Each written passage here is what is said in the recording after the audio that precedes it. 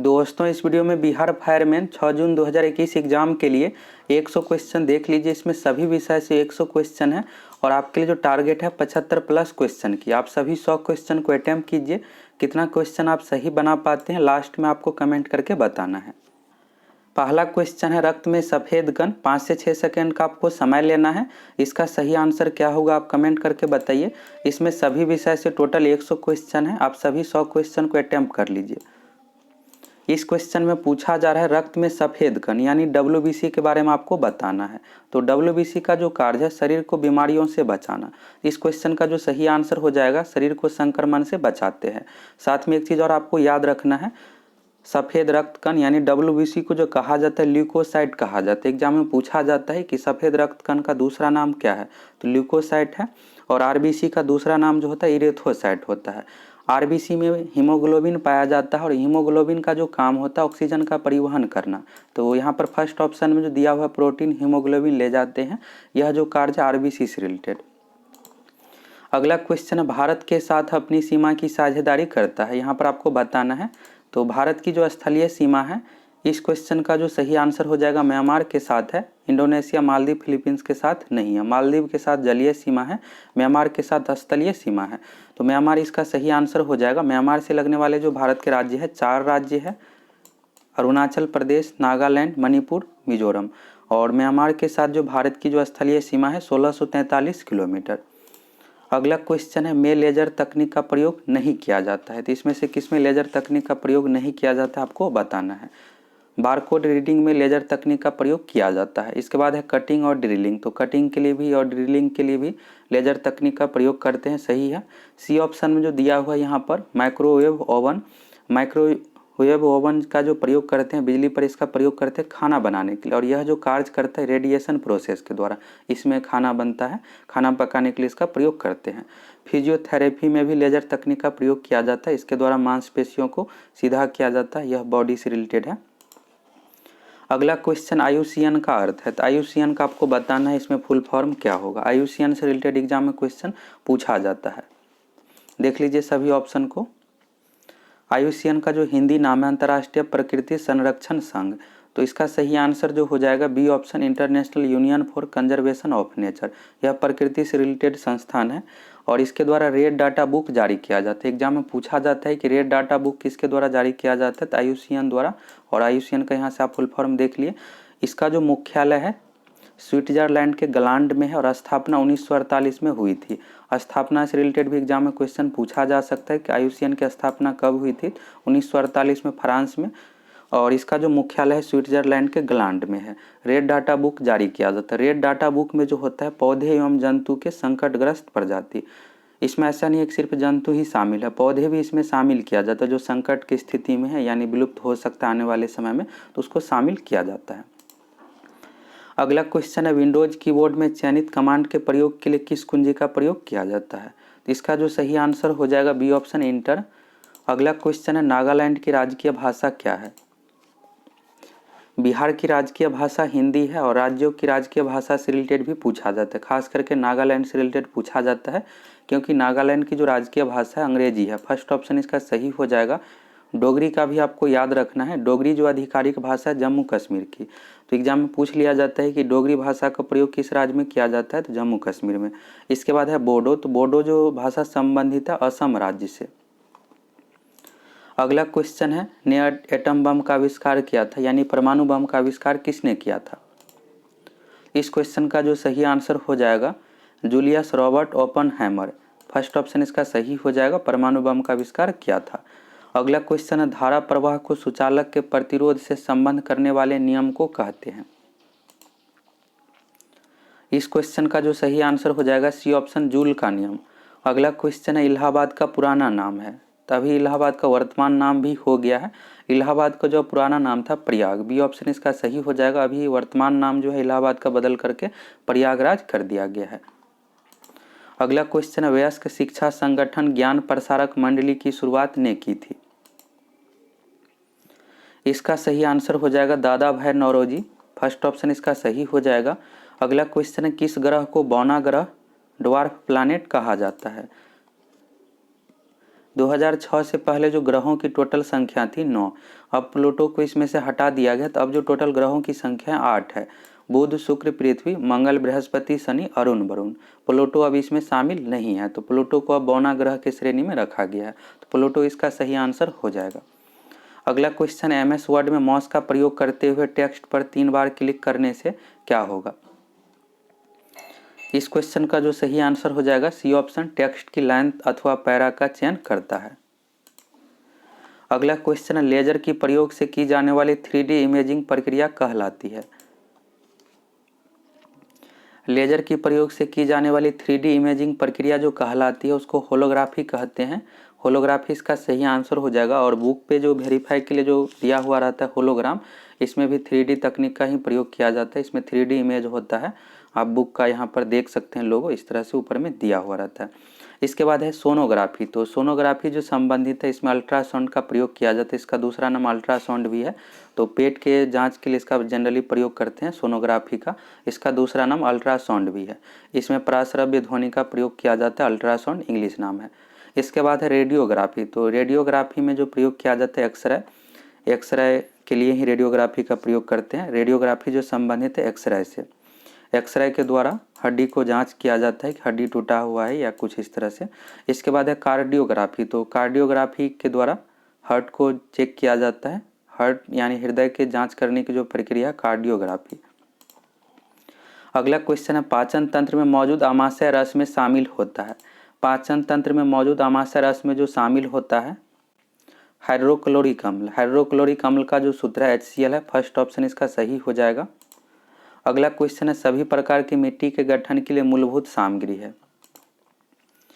सभी प्रकार के मिट्टी के गठन के लिए जो मूलभूत सामग्री है, बी ऑप्शन में जो है यह सही आंसर नहीं होगा। सी ऑप्शन इसका सही आंसर हो जाएगा।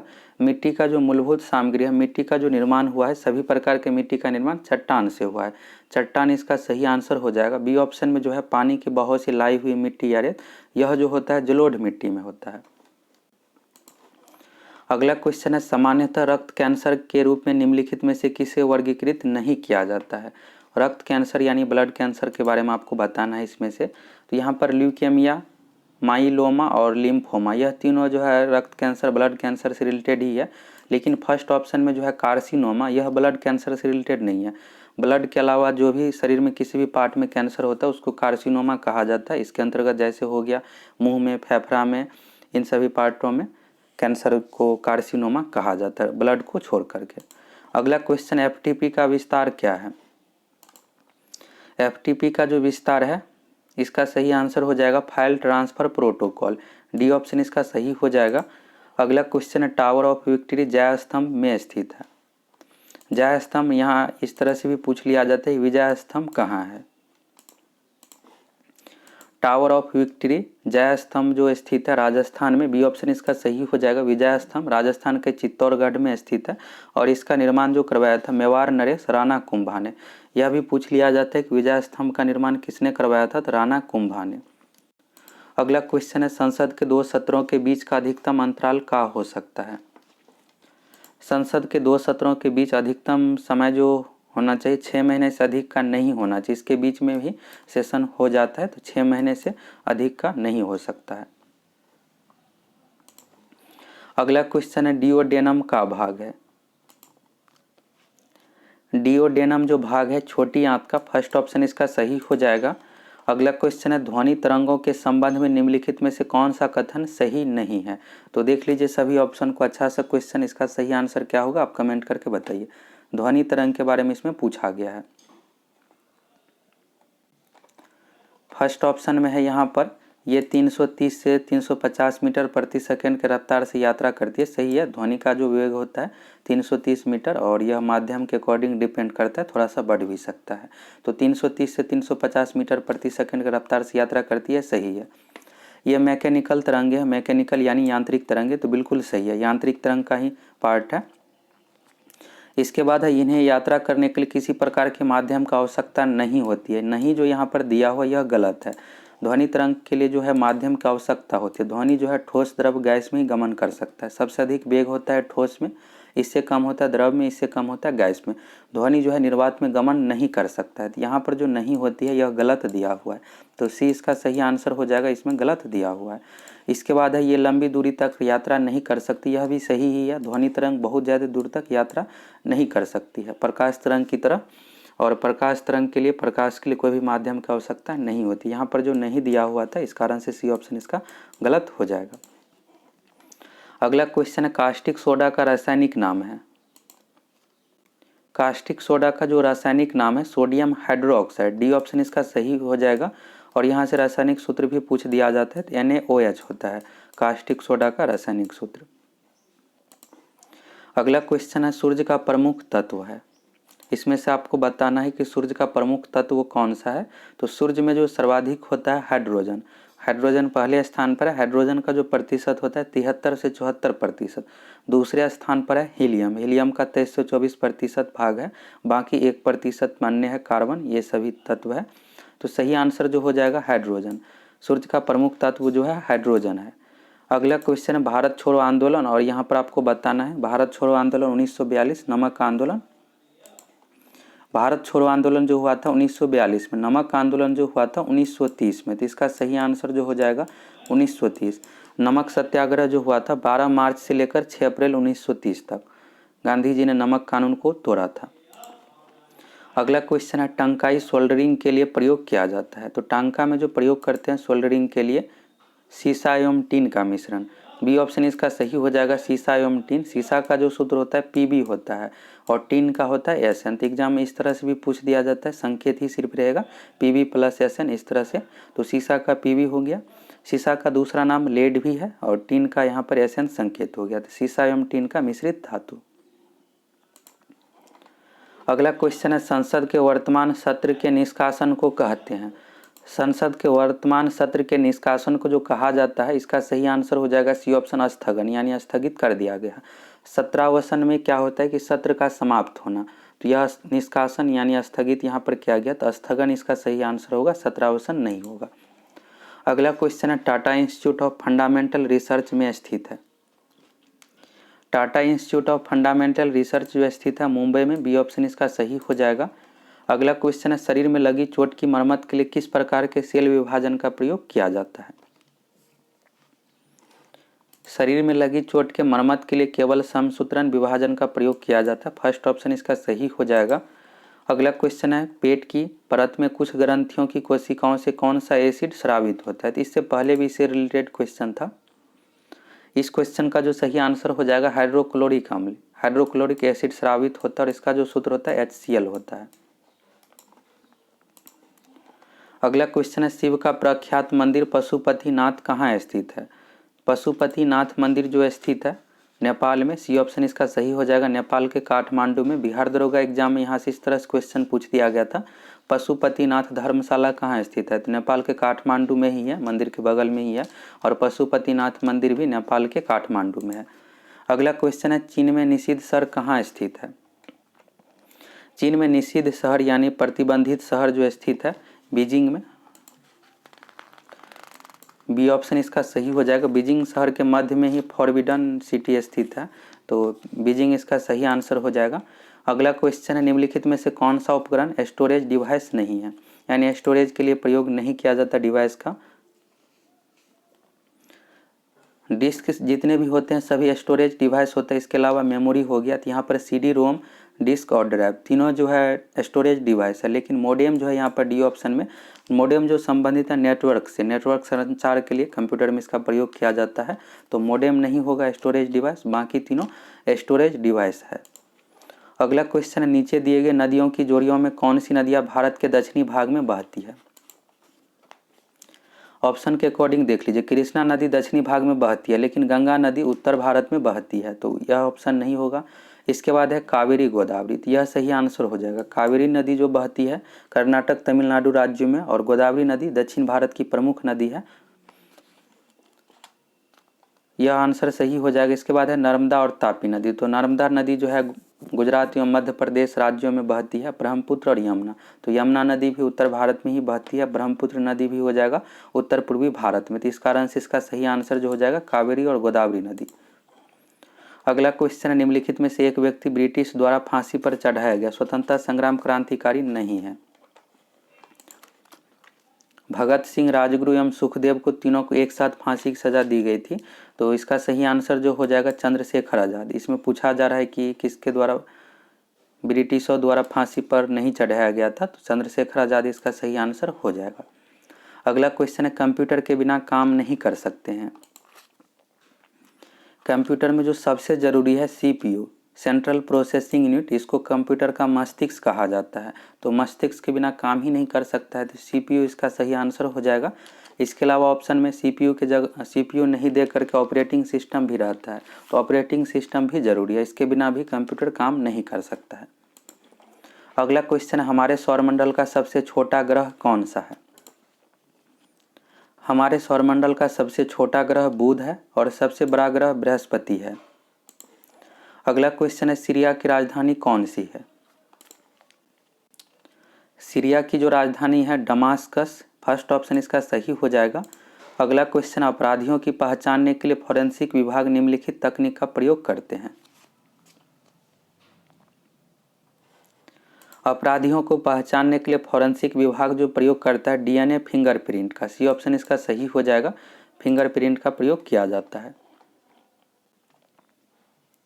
अगला क्वेश्चन है, निम्नलिखित में से न्यूटन का कौन सा गति नियम, लॉ ऑफ मोशन, दीवार पर फेंका हुआ गेंद क्यों टकराकर वापस लौटता है के संबंध में व्याख्या करता है। यहाँ पर आप देखिएगा उदाहरण जो दिया हुआ, दीवार पर फेंका गया गेंद, दीवार पर गेंद को फेंकने पर फिर वापस टकराकर वापस लौटता है।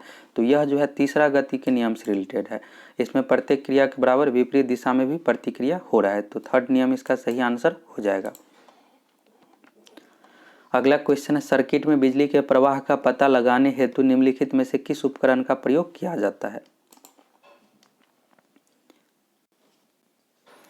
इस क्वेश्चन का जो सही आंसर हो जाएगा गैल्वेनोमीटर। धारा की उपस्थिति यानी करंट का पता लगाने के लिए गैल्वेनोमीटर का प्रयोग किया जाता है। इसके बाद है एनोमीटर। तो एनोमीटर से वायु की शक्ति एवं गति को मापा जाता है। बैरोमीटर से वायुमंडलीय दाब को मापा जाता है। बैरोमीटर के द्वारा ही पता चलता है कि आज वर्षा हो सकती है या फिर आंधी तूफान आने की संभावना है, यह बैरोमीटर से ही पता चलता है। लैक्टोमीटर से दूध की शुद्धता को मापा जाता है। अगला क्वेश्चन है, निम्नलिखित में से हीरे की चमक में किसका योगदान नहीं है। हीरे की चमक में जो योगदान है, फर्स्ट ऑप्शन में कुल आंतरिक परावर्तन, यह सही है। इसके बाद हीरे का उच्च अपवर्तन सूचकांक, यह भी सही है। हीरा का अपवर्तनांक जो होता है 2.42 होता है, यह भी सही है। इसके बाद बिखराव डिस्पर्सन, यह भी हो सकता है आंसर, लेकिन डी ऑप्शन में जो दिया हुआ हीरे का निम्न अपवर्तक सूचकांक, यह गलत है। हीरे का जो अपवर्तनांक होता है अधिकतम होता है, सबसे अधिक है हीरा का अपवर्तनांक। अगला क्वेश्चन है, निम्नलिखित में से कौन सा विकल्प फाइबर ऑप्टिक्स का प्रयोग नहीं है। फाइबर ऑप्टिक्स यानी ऑप्टिकल फाइबर से रिलेटेड यह क्वेश्चन है। इसका हिंदी नाम है प्रकाशिक तंतु। ऑप्टिकल फाइबर का जो प्रयोग करते हैं शरीर के आंतरिक पार्टों को जांच के लिए, इसके अलावा सिग्नल में इसका प्रयोग किया जाता है। विद्युत उत्पादन के लिए ऑप्टिकल फाइबर का प्रयोग नहीं करते हैं, तो विद्युत उत्पादन गलत है। बाकी यहाँ पर कंप्यूटर नेटवर्किंग यह सही है, सिग्नल के लिए प्रयोग करते हैं। सेंसर में भी, पावर ट्रांसमिशन, इन सभी में ऑप्टिकल फाइबर का या फाइबर ऑप्टिक्स का प्रयोग किया जाता है, लेकिन विद्युत उत्पादन में नहीं किया जाता है। अगला क्वेश्चन, निम्नलिखित में से अनुसरण किए जाने वाले धर्म एवं पवित्र पुस्तिका का कौन सी जोड़ी असंगत है, यानी गलत है, आपको बताना है। इस्लाम धर्म का कुरान बिल्कुल सही है। सिख धर्म का गुरु ग्रंथ साहिब, यह भी सही है। इसके बाद है जैन धर्म का उपनिषद, यह गलत है। जैन धर्म का यहाँ पर उपनिषद नहीं होगा। उपनिषद, वेद, पुराण, यह सभी जो संबंधित है हिंदू धर्म से। और ईसाई धर्म का बाइबल, यह सही है। तो सी ऑप्शन इसका सही आंसर हो जाएगा। इसमें से पूछा जा रहा था कि असंगत कौन सा है, तो सी ऑप्शन इसका सही हो जाएगा, गलत दिया हुआ है। अगला क्वेश्चन है, भारत में अपने नियंत्रण को बढ़ाने हेतु ब्रिटिश और भारतीयों के बीच कई युद्ध लड़े गए थे, परंतु निम्नलिखित में से एक युद्ध इसमें शामिल नहीं था। ब्रिटिश जो है भारत पर अधिकार जमाने के लिए यहाँ पर बहुत सारा युद्ध हुआ था। तो एंग्लो मराठा से युद्ध हुआ था, एंग्लो मैसूर से युद्ध हुआ था, और एंग्लो सिख से युद्ध हुआ था, लेकिन एंग्लो बांग्ला ऐसा कोई युद्ध नहीं हुआ है। डी ऑप्शन इसका सही हो जाएगा, एंग्लो बांग्ला। अगला क्वेश्चन, निम्नलिखित में से पेड़ का वर्षों में वायु का पता लगाने हेतु कौन सी तकनीक का प्रयोग किया जाता है। पेड़ की आयु का पता लगाने के लिए जो प्रयोग करते हैं, इस क्वेश्चन का सही आंसर हो जाएगा पेड़ की छल्लों की संख्या को गिनना। पेड़ को जब काटा जाता है तो इस तरह का यहाँ पर छल्ला बना हुआ रहता है, जितने छल्ला रहेगा उतना वर्ष पेड़ का आयु है। तो इस तरह से यहाँ पर काउंट कर लिया जाता है पेड़ के छल्लों की संख्या की गणना। अगला क्वेश्चन है, निम्नलिखित में से खाद्य श्रृंखला फूड चेन का दूसरा पौष्टिक स्तर क्या है। प्रथम पौष्टिक स्तर पर जो हो जाएगा घास, घास जो है उत्पादक के कैटेगरी में है। इसके बाद यहाँ पर ऑप्शन के अकॉर्डिंग जो इसका सही आंसर हो जाएगा चूहा, चूहा को कौन खाएगा, सांप, सांप को कौन खाएगा तो चील। इस तरह से यहाँ पर हो जाएगा। और चूहा जो यहाँ पर खाएगा अनाज को, पत्ता, सब्जी, फल, इन सभी चीज़ों को। अनाज, पत्ता, सब्जी, फल ये सब कैटेगरी जो है उत्पादक के कैटेगरी में ही है, और घास भी उत्पादक के कैटेगरी में ही है। तो प्रथम स्थान पर घास होगा, दूसरे स्थान पर यहाँ पर चूहा हो जाएगा, तीसरे स्थान पर सांप, चौथे स्थान पर चील। तो चूहा इसका सही आंसर हो जाएगा। अगला क्वेश्चन है, निम्नलिखित में से किसने स्वतंत्रता आंदोलन के एक अंश के रूप में चिट्टागोंग शस्त्रागार छापा में भाग लिया था। चिट्टागोंग जो है इंग्लिश नाम है और इसका जो हिंदी नाम है चटगांव, चटगांव शस्त्रागार छापा में भाग लिया था। तो इसका जो नेतृत्व किया था, एग्जाम में पूछा जाता है कि चटगांव शस्त्रागार का नेतृत्व किसने किया था, तो सूर्य सेन आपको नाम याद रख लेना है। और इसमें पूछा जा रहा है कि किसने शामिल, कौन सा शामिल हुआ था, तो प्रौतिलता वाडेदार इसका सही आंसर हो जाएगा। फर्स्ट ऑप्शन में गणेश जोशी, गणेश जोशी की जगह पर जो होना चाहिए गणेश घोष, गणेश घोष इसमें शामिल हुआ था। डी ऑप्शन इसका सही हो जाएगा, प्रौतिलता वाडेदार। अगला क्वेश्चन है, निम्नलिखित में से कौन सा पुरस्कार सचिन तेंदुलकर को नहीं दिया गया है। तो भारत रत्न दिया गया है, 2014 में भारत रत्न मिला है, ध्यानचंद अवार्ड नहीं दिया गया है। बी ऑप्शन इसका सही हो जाएगा। पद्म विभूषण, राजीव गांधी खेल रत्न अवार्ड, पद्मश्री यह सभी मिला है। राजीव गांधी खेल रत्न अवार्ड जो मिला है 1997 में, और भारत रत्न 2014 में दिया गया है। अगला क्वेश्चन है, निम्नलिखित में से कौन सा अंग मनुष्य के उत्सर्जन तंत्र का अंश नहीं है।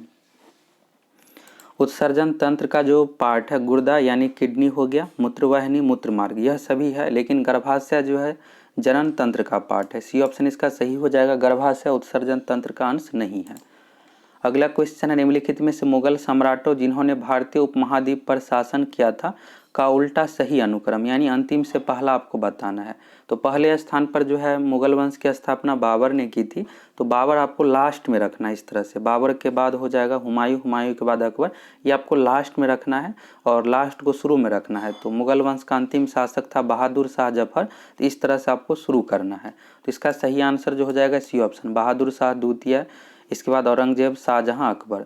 और मुगल वंश शासक का जो क्रम है इस तरह से है, बाबर हो जाएगा, बाबर के बाद हुमायूं, हुमायूं के बाद अकबर, अकबर के बाद जहांगीर, जहांगीर के बाद शाहजहां, शाहजहां के बाद औरंगजेब, और इस तरह से आपको बताना है। अगला क्वेश्चन है, निम्नलिखित में से किसे ग्रीन हाउस गैसों में शामिल नहीं किया जा सकता है। ग्रीन हाउस गैसों में जो शामिल है nitrous oxide, carbon dioxide, methane, यह तीनों शामिल है। और ग्रीन हाउस गैस का जो मुख्य घटक होता है कार्बन डाइऑक्साइड, एग्जाम में पूछा जाता है कि ग्रीन हाउस गैस का मुख्य घटक कौन सा है, तो कार्बन डाइऑक्साइड CO2 है। फॉस्फीन इसमें शामिल नहीं किया जा सकता, फॉस्फीन एक विषैली गैस है और इसका जो सूत्र होता है PH3, यह फास्फोरस का यौगिक है। अगला क्वेश्चन है, मनुष्य के नवजात शिशु को स्तन ग्रंथि से निकलने वाले पहले स्राव को पिलाया जाता है, जिसे कोलेस्ट्रम कहते हैं। कोलेस्ट्रम प्रदान करता है, तो कोलेस्ट्रम जो प्रदान करता है रोग प्रतिरोधक शक्ति को, इसलिए बच्चों को पिलाना चाहिए। बी ऑप्शन इसका सही हो जाएगा। अगला क्वेश्चन है, संतोष ट्रॉफी निम्नलिखित में से किस खेल से जुड़ी हुई है। संतोष ट्रॉफी जो संबंधित है फुटबॉल खेल से, बी ऑप्शन इसका सही हो जाएगा, फुटबॉल। अगला क्वेश्चन है, शहरीकरण और भारत में अस्थायी विकास से कई पर्यावरण संबंधी समस्याएं उत्पन्न हुई है, परंतु निम्नलिखित में से कौन सा विकल्प उसमें शामिल नहीं है। तो इसका सही आंसर जो हो जाएगा अनियमित मानसून, डी ऑप्शन इसका सही हो जाएगा। अगला क्वेश्चन है, निम्नलिखित में से कौन सा विकल्प हवा की मात्रा एवं दबाव के बीच संबंध के सिद्धांत पर आधारित नहीं है। इसका सही आंसर जो हो जाएगा हवा के दबाव से जो संबंधित नहीं है, पुल्ली संबंधित नहीं है, डी ऑप्शन इसका सही हो जाएगा। अगला क्वेश्चन है, के प्रयोग द्वारा नाले की पानी से पीने योग्य पानी प्राप्त किया जा सकता है। इसका सही आंसर हो जाएगा सी ऑप्शन, 1 मिलीमीटर से 1 मिलियंथ से छोटे छेद वाले पॉलीमर फिल्टर मेम्ब्रेन के द्वारा। अगला क्वेश्चन है, भारतीय रेलवे की यात्री आरक्षण प्रणाली डिजाइन की है। भारतीय रेलवे की आरक्षण प्रणाली IRCTC जो डिजाइन की है CRIS, बी ऑप्शन इसका सही हो जाएगा। CRIS का जो पूरा नाम है centre for railway information system, यह रेलवे मंत्रालय के अधीन है, रेलवे मंत्रालय द्वारा इसको संचालित किया जाता है। अगला क्वेश्चन, औसतन कितनी बार बिजली धरती पर गिरती है? 1 सेकेंड में 50 से 100 बार बिजली धरती पर गिरती है। फर्स्ट ऑप्शन इसका सही हो जाएगा, प्रति सेकंड 100 बार। अगला क्वेश्चन है, भारतीय संविधान का अनुच्छेद 29 निम्नांकित में से कौन से अधिकार प्रदान करता है? भारतीय संविधान का अनुच्छेद 29 जो संबंधित है अल्पसंख्यकों के हितों के संरक्षण, सी ऑप्शन इसका सही हो जाएगा। मौलिक अधिकार के अंतर्गत ही है। मौलिक अधिकार जो है भारतीय संविधान के भाग 3 में अनुच्छेद 12 से लेकर 35 तक, और अनुच्छेद 29 भी इसी के कैटेगरी में है, मौलिक अधिकार के अंतर्गत ही। अनुच्छेद 29 में अल्पसंख्यक के हितों का संरक्षण के बारे में है। अगला क्वेश्चन है, एक वयस्क मानव के शरीर में कितने लीटर खून होता है? इस क्वेश्चन का सही आंसर क्या होगा आप कमेंट करके बताइए। एक वयस्क मानव के शरीर में जो खून होता है 5 से 6 लीटर के बीच में, और इसका जो सही आंसर होगा 6 लीटर नहीं होगा, 5 लीटर इसका सही आंसर हो जाएगा। आपको जो आंसर देना है न्यूनतम के साथ 6 लीटर तक हो सकता है, और न्यूनतम जो है यहाँ पर 5 लीटर, तो 5 लीटर इसका सही आंसर होगा। अगला क्वेश्चन है, मैकेफे है। मैकेफे एक प्रकार का एंटीवायरस है, तो सही आंसर जो हो जाएगा फर्स्ट ऑप्शन एंटीवायरस सॉफ्टवेयर। अगला क्वेश्चन है, चौक का रासायनिक नाम क्या है? चौक का दूसरा नाम जो है खरिया भी है, और इसका प्रयोग करते हैं ब्लैक बोर्ड पर लिखने के लिए। तो चौक जो बना होता है कैल्शियम कार्बोनेट का, तो सही आंसर जो हो जाएगा सी ऑप्शन। चौक का जो रासायनिक नाम है कैल्शियम कार्बोनेट। कैल्शियम कार्बोनेट चूना पत्थर का भी रासायनिक नाम है। इसके अलावा भी बहुत सारे चीज़ इसका बना होता है, जैसे अंडे का बाहरी कवच जो बना होता है कैल्शियम कार्बोनेट का। कैल्शियम कार्बोनेट का जो सूत्र है CaCO3, सूत्र भी एग्जाम में पूछा जाता है। अगला क्वेश्चन है, भारत के बंटवारे की घोषणा किस तारीख को की गई थी? घोषणा इसमें पूछा जा रहा है। तो भारत जो आज़ाद हुआ था 15 अगस्त 1947 को, घोषणा पूछा जा रहा है। इसका सही आंसर हो जाएगा 3 जून 1947। 3 जून 1947 को घोषणा की गई थी, और आज़ाद जो हुआ है 15 अगस्त 1947 को। अगला क्वेश्चन है, यारलंग टसांगपो का प्रचलित नाम क्या है? यारलंग टसंगपो आपको बताना है किस नदी का नाम है, तो ब्रह्मपुत्र नदी हो जाएगा। तिब्बत में ब्रह्मपुत्र नदी का नाम यह है।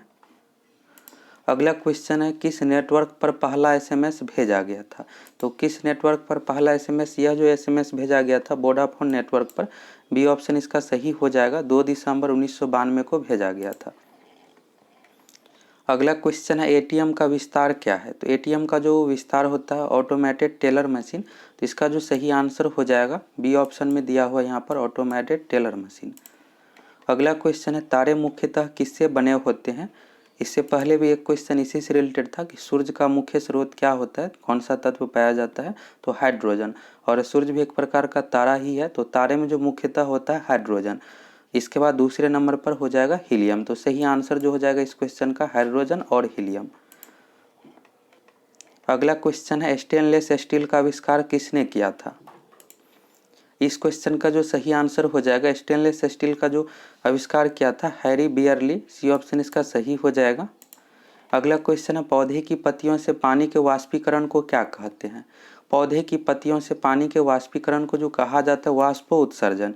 हिंदी नाम हुआ इसका वाष्पोत्सर्जन, और इंग्लिश नाम यहाँ पर सभी दिया हुआ है। तो फर्स्ट ऑप्शन इसका सही हो जाएगा ट्रांसपीरेशन, यह इंग्लिश नाम है। पानी के वाष्पीकरण यानी वाष्पोत्सर्जन का इंग्लिश नाम यहाँ पर दिया हुआ है, तो ट्रांसपीरेशन इसका सही आंसर हो जाएगा।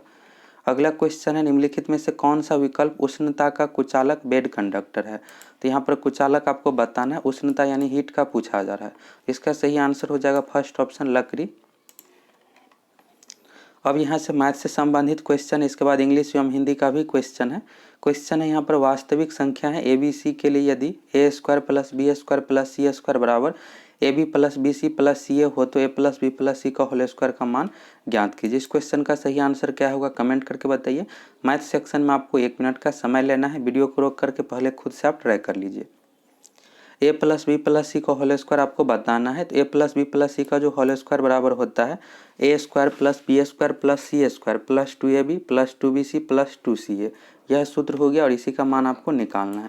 तो इस तरह के जो कंडीशन है, यहाँ पर एक कंडीशन देखिएगा आपकी A square plus B square plus C square बराबर A B plus B C plus C A दिया हुआ है। तो यह तभी संभव है जब ए बराबर बी बराबर सी तीनों का जो है मान समान रहेगा, तभी यह संभव है। तो इसमें जो है ए और बी और सी तीनों का मान बराबर हो जाता है, ए बराबर बी, बी बराबर सी और बी बराबर इस तरह से, ए बराबर बी, बी बराबर सी इस तरह से हो गया, सी बराबर ए। तो तीनों का मान यहाँ पर बराबर है। तो आपको बताना है ए प्लस बी प्लस सी का होल स्क्वायर क्या होगा। तो यहाँ पर बी के जगह पर भी आप देखिएगा कि आंसर में सभी को जो है ए के टर्म में ही लिखा गया है। तो यहाँ पर बी प्लस सी को भी आपको क्या करना पड़ेगा, ए के टर्म में चेंज कर देना पड़ेगा। तो बी के जगह पर ये रख दीजिए क्योंकि यहाँ से तीनों मान बराबर है। सी के जगह पर भी ए हो जाएगा और इसका स्क्वायर हो गया। तो ए प्लस ये 3a हो गया, 3a का स्क्वायर की जगह तो 9a का स्क्वायर हो जाता है। ये अलजेब्रा से रिलेटेड क्वेश्चन है, तो 9a स्क्वायर इसका सही आंसर हो जाएगा। इसमें होता क्या है कि अगर A square plus B square plus C square बराबर A B plus B C plus C A है, तो इस तरह के कंडीशन में ए बी सी तीनों का मान बराबर होता है। अगला क्वेश्चन है साधारण ब्याज से रिलेटेड। 640 रुपये के मूलधन को 2.5% वार्षिक साधारण ब्याज दर से 768 रुपये का मिश्र धन बनने में कितना समय लगेगा। इस क्वेश्चन में जो दिया हुआ है मूलधन P दिया हुआ है, मिश्र धन यहाँ पर A दिया हुआ है 768 रुपया, दर दिया हुआ है 2.5% वार्षिक है, साधारण ब्याज है और आपको समय बताना है। तो इसमें सबसे पहले आपको सूत्र जो लगाना है, साधारण ब्याज का सूत्र लगाना है। साधारण ब्याज बराबर सूत्र है मूलधन गुने समय गुने दर बट्टा 100, इस सूत्र से आपको बनाना है। तो साधारण ब्याज कितना होगा ये आपको निकालना है। तो साधारण ब्याज जो हो जाएगा यहाँ पर, मिश्र धन है 768, ऐसा सिंपल इंटरेस्ट बराबर जो हो जाएगा यहाँ पर मिश्र धन माइनस मूलधन। मिश्र धन जो है यहाँ पर 768 दिया हुआ है, 768 रुपया और मूलधन है 640। तो 768 में से 640 घटा दीजिए, यही इसका यहाँ पर आ जाएगा साधारण ब्याज। तो 768 में से 640 घटाने पर जो आएगा यहाँ पर 128 रुपये, 128 हो गया यहाँ पर साधारण ब्याज। अब क्वेश्चन में कहा जा रहा है यहाँ पर और कुछ दिया हुआ है, मूलधन है, दर दिया हुआ है, समय निकालना है। तो साधारण ब्याज ऐसा है बराबर जो सूत्र होता है P गुने P है यहाँ पर मूलधन, R गुने T, R दर हो गया, T समय हो गया, बट्टा में 100 और साधारण ब्याज यहाँ पर निकल कर आ गया है 128। तो 128 बराबर यहाँ पर आप मान रख दीजिए, P का मान है 640, 640, R का मान है 2.5 और T हमें नहीं पता है, T यहाँ पर हमें निकालना है और बट्टा में 100 हो गया। सभी को आप सॉल्व कर दीजिएगा। 128 गुना 100 बट्टा 640 गुना 2.5 यहाँ पर आएगा। सॉल्व करने पर यहाँ पर जो आंसर आ जाएगा 8, यही इसका समय हो गया। 8 वर्ष इसका सही आंसर हो जाएगा। बी ऑप्शन इसका सही हो जाएगा 8 साल। इस तरह से आपको बना लेना है। अगला क्वेश्चन, एक संख्या प्रणाली में 14,528 को एक संख्या से विभाजित करने पर सुरेश को भागफल 83 और शेष 3 प्राप्त होता है, भाजक क्या होगा। तो सिंपल सा ही क्वेश्चन है। भाज्य बराबर जो सूत्र होता है भाजक गुने भागफल प्लस शेष होता है। भाज्य जो है यहाँ पर जो संख्या दिया हुआ है 14,528, यह भाज्य हो गया और भाजक जिसे भाग देते हैं, जैसे यहाँ पर सिंपल सा उदाहरण के साथ समझ लीजिए। अगर यहाँ पर 10 में 3 से भाग दे रहे हैं, 10 यहाँ पर हो गया भाज्य, 3 हो गया यहाँ पर भाजक और यहाँ पर 10 में 3 से भाग देने पर 3 यहाँ पर भागफल आ जाएगा, 9 हो गया यहाँ पर, शेष बच रहा है 1। तो 3 यहाँ पर जो हो रहा है यह जो है भागफल है। यहाँ पर जो 3 है शुरू में, यह जो 3 हो गया भाजक हो गया, 10 यहाँ पर भाज्य हो गया, 1 शेष हो गया। इस तरह से होता है। इस सूत्र को आपको लगा देना है। भाज्य बराबर जो सूत्र होता है भाजक गुने भागफल प्लस शेष। भाजक हमें नहीं पता है, भाजक को x मान लेते हैं। तो भाज्य बराबर जो हो जाएगा 14,528 बराबर भाजक नहीं पता है, x मान लेते हैं यहाँ पर, भाजक गुने भागफल, भागफल यहाँ पर 83 दिया हुआ है, 83 हो गया और प्लस शेष होता है, प्लस यहाँ पर 3 शेष है तो 3 जोड़ दीजिए। अब सॉल्व करने के लिए 83x बराबर जो हो जाएगा -3 यहाँ पर घटाना पड़ेगा। 14,528 में से 3 घटाइएगा तो 14,525 आएगा। तो 83x बराबर हो गया 14,525। तो x का मान जो हो जाएगा यहाँ से डायरेक्ट लिख रहे हैं 14,525 बट्टा में यहाँ पर हो जाएगा 83। अब 14,525 में 83 से भाग दीजिए, x का मान आएगा और यहाँ पर भाजक को x माने हैं तो सॉल्व करने पर यहाँ पर जो आ जाएगा 175। 175 ही इस क्वेश्चन का सही आंसर हो जाएगा। तो सही आंसर जो होगा डी ऑप्शन 175। यहाँ से आपको पूरा समझ में आ गया होगा।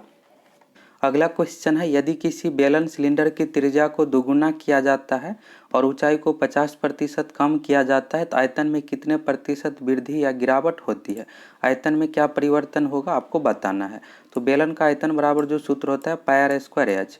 पाई हो गया यहाँ पर आर त्रिज्या है, आर स्क्वायर और एच, एच यहाँ पर ऊंचाई है। तो पहले कंडीशन में यहाँ पर है त्रिज्या दोगुना की जाती है, यानी त्रिज्या अगर आर है तो 2r यहाँ पर हो जाएगा। इसके बाद कहा जा रहा है ऊंचाई को 50% कम, 50% कम यानी आधा यहाँ पर हो जाएगा। हाइट अगर पहले h है तो h/2 यहाँ पर हो जाएगा।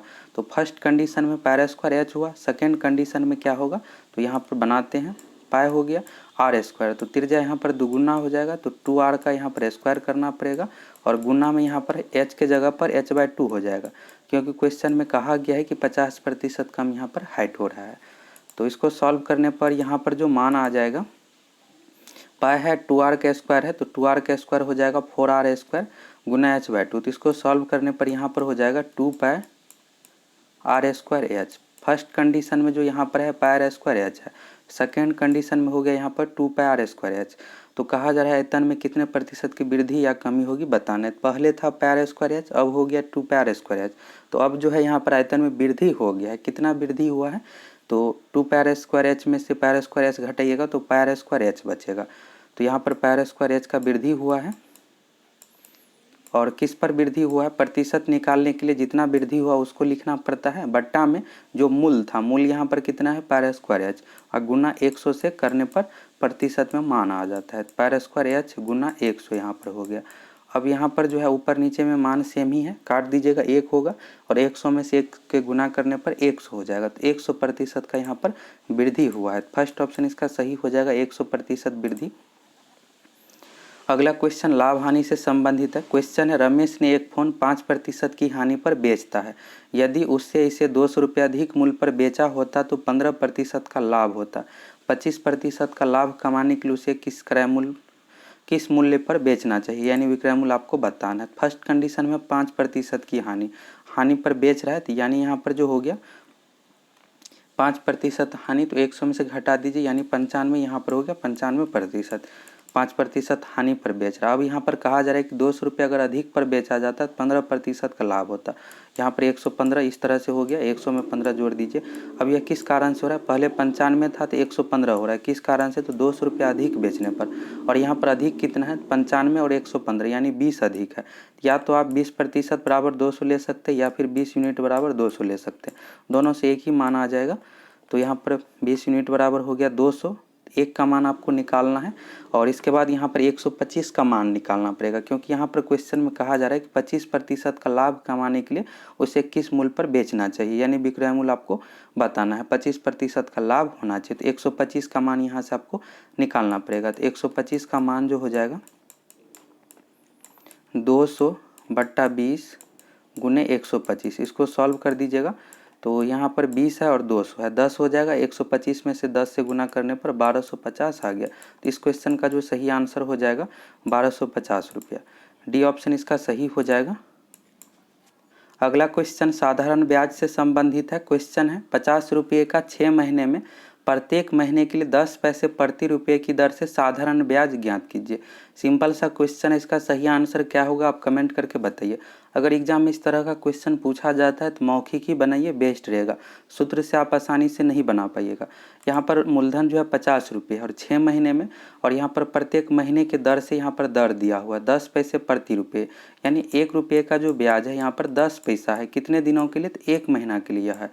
1 रुपये का हो गया 10 पैसा, तो 50 रुपये का कितना हो जाएगा, तो 10 पैसा गुने 50 हो गया, यहाँ पर 10 गुने 50 हो गया। यह कितने दिन का निकला है, 1 महीने का मात्र निकला है। लेकिन क्वेश्चन में आपको बताना है यहाँ पर 6 महीने का, तो 6 से इसमें गुना कर दीजिए, यही आंसर हो गया।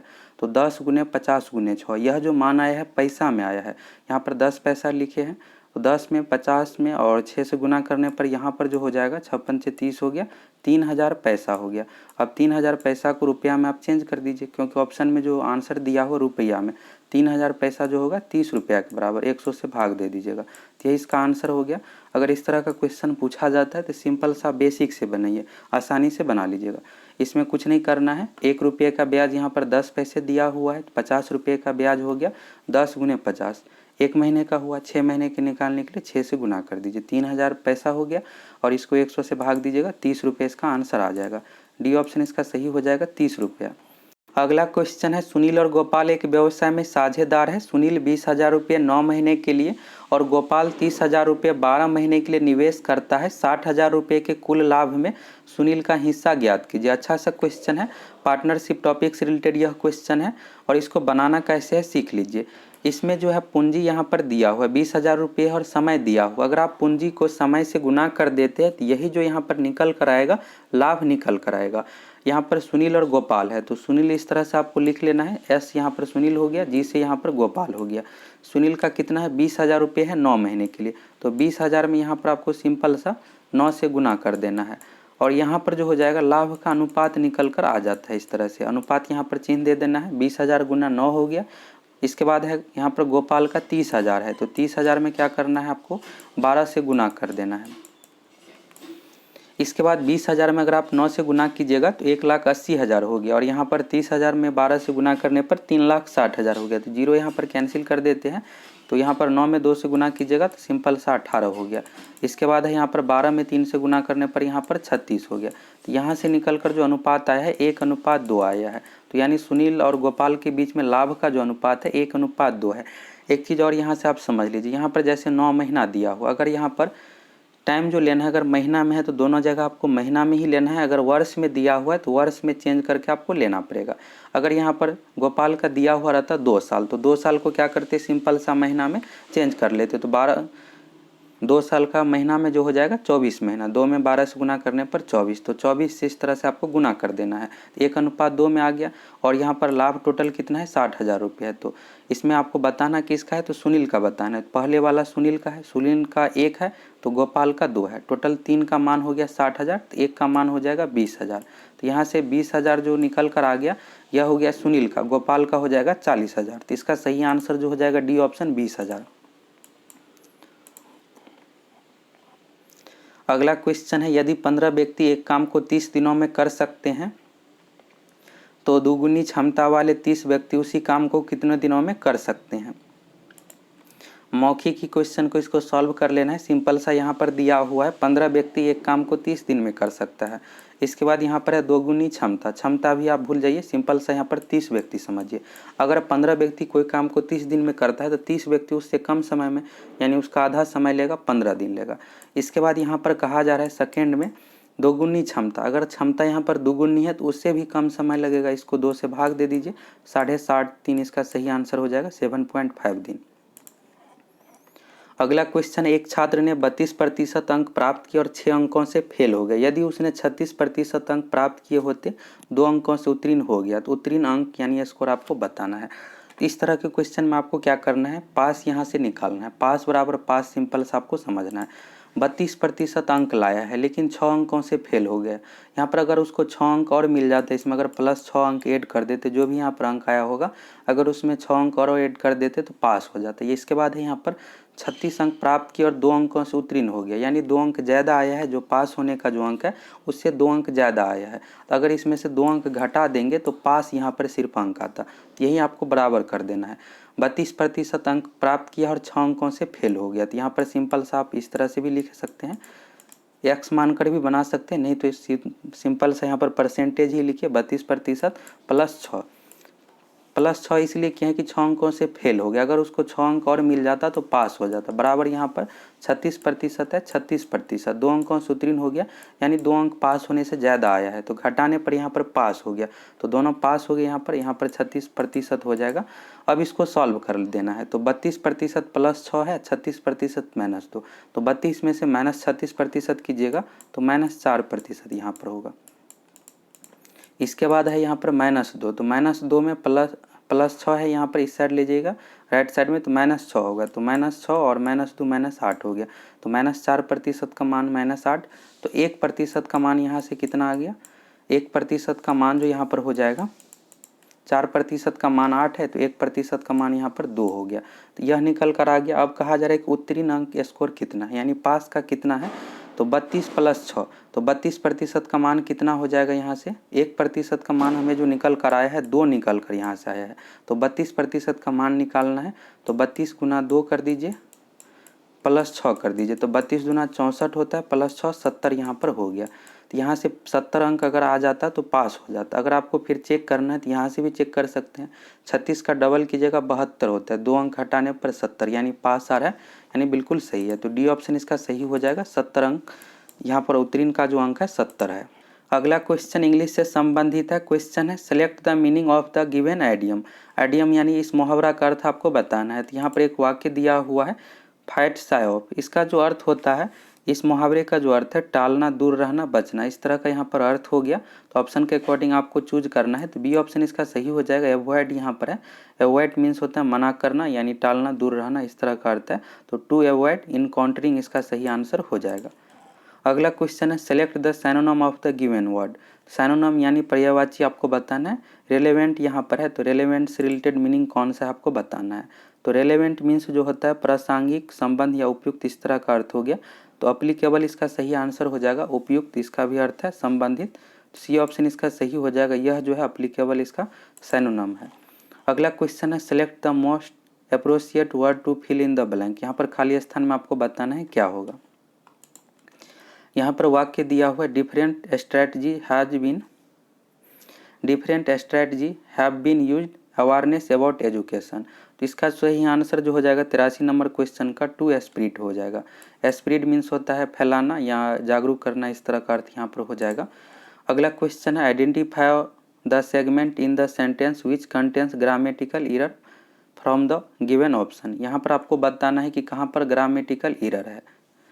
यहाँ पर एक वाक्य है the political party that have the majority is called ruling party. यहाँ पर दैट हैव के जगह पर जो है यहाँ पर हैज होगा, हैव का प्रयोग नहीं होगा, तो यह गलत है। सी ऑप्शन इसका सही हो जाएगा। दैट हैव यहाँ पर गलत प्रयोग किया गया, हैव के जगह पर हैज होना चाहिए। अगला क्वेश्चन है select the antonym of the given word. Antonym यानी आपको विपरीतार्थक शब्द बताना है। तो ए पारेंट का यहाँ पर पूछा गया है। ए पारेंट का जो अर्थ होता है स्पष्ट, प्रत्यक्ष या प्रकट, सामने जो हो, इसका सही आंसर जो हो जाएगा हिडन। हिडन मीन्स यानी छिपा हुआ, सामने नहीं है। अगला क्वेश्चन है select the wrongly spelled word.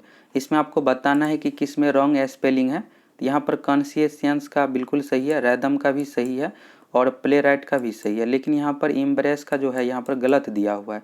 तो इम्ब्रेस का जो होगा यहाँ पर EMBA, यहाँ पर आर के जगह पर डबल आर होगा, 2 आर होगा यहाँ पर, EMBA double RA double S, यह सही है। अगला क्वेश्चन है select the most appropriate word to fill in the blank. इस खाली स्थान में आपको बताना है क्या होगा। इन द 1980 दशक के समय many women the country spoke out against dowry death. इसमें क्या होगा आपको बताना है। तो एक्रॉस हो जाएगा, बी ऑप्शन इसका सही हो जाएगा। अगला क्वेश्चन है select the meaning of the given idiom. यहाँ पर दिया हुआ टू स्ट्रेन एवरी नर्व। तो इसका जो अर्थ होता है एरी चोटी, जोर लगाना, यानी पूरा प्रयास करना। तो इससे रिलेटेड जो मीनिंग है टू पुट मैक्सिमम इम्फोर्ट, मैक्सिमम यानी अधिकतम प्रयास यहाँ पर कर रहा है। अगला क्वेश्चन है select the most appropriate word to fill in the blank. खाली स्थान में क्या होगा आपको बताना है। तो यहाँ पर वाक्य है the Indian cricket team was in A mood after winning the series. तो इसका सही आंसर जो हो जाएगा इस ऑप्शन के अकॉर्डिंग जुबिलियंट हो जाएगा। जुबिलियंट मीन्स होता है अधिक प्रसन्न। तो यहाँ पर इंडियन क्रिकेट टीम मैच जीतने के बाद बहुत ज़्यादा प्रसन्न है। अगला क्वेश्चन है select the antonym of the given word. इसमें आपको बताना है विपरीतार्थक शब्द एलियन का बताना है। तो एलियन का जो हो जाएगा यहाँ पर सही आंसर जो हो जाएगा first option native. Alien means होता है अपरिचित, दूसरे ग्रह से आया हुआ है, इस तरह का। नेटिव मीन्स होता है मूल निवासी, यहीं का है। तो नेटिव इसका सही आंसर हो जाएगा। अगला क्वेश्चन आत्मजा का पर्यायवाची शब्द है। हिंदी से रिलेटेड क्वेश्चन है, हिंदी से भी 10 क्वेश्चन के लगभग में पूछा जाएगा। तो देख लीजिए सभी क्वेश्चन को बनाकर आप। यहाँ पर आत्मजा का पर्यायवाची शब्द आपको बताना है। तो आत्मजा मीन्स होता है पुत्र, यहाँ पर आत्मजा का पूछा गया है। तो आत्मजा मीन्स होता है पुत्री। तो सूत माने होता है पुत्र, अम्बा मीन्स होता है माता या माता पार्वती के लिए इसका प्रयोग करते हैं, और भार्या मीन्स होता है पत्नी। सी ऑप्शन इसका सही हो जाएगा। तन्या मीन्स होता है पुत्री और तनय मीन्स होता है पुत्र। तो आत्मजा का हो जाएगा पुत्री, और आत्मज का होता है, यहाँ पर आकार नहीं होगा, आत्मज मीन्स होता है पुत्र।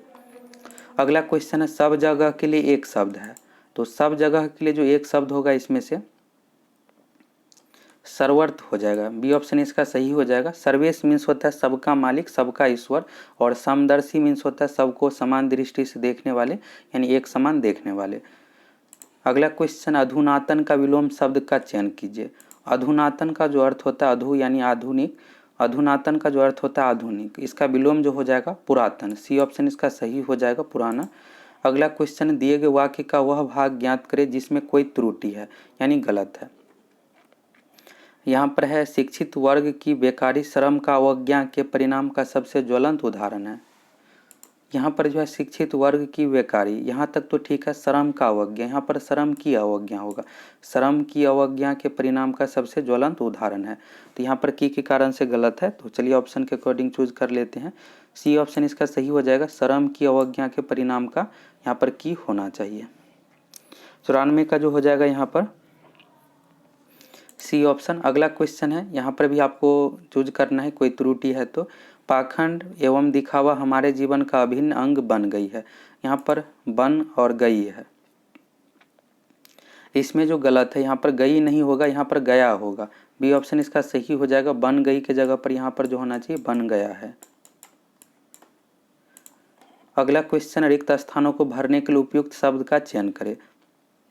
यह एक बहुत ही समस्या है,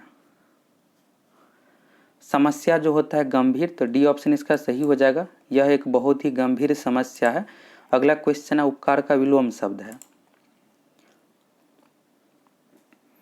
उपकार का जो विलोम शब्द है इसका जो सही आंसर हो जाएगा 97 नंबर का अपकार हो जाएगा, बी ऑप्शन इसका सही हो जाएगा। अगला क्वेश्चन है गूंगे का गुर अर्थ के लिए सही मुहावरे का चयन करें।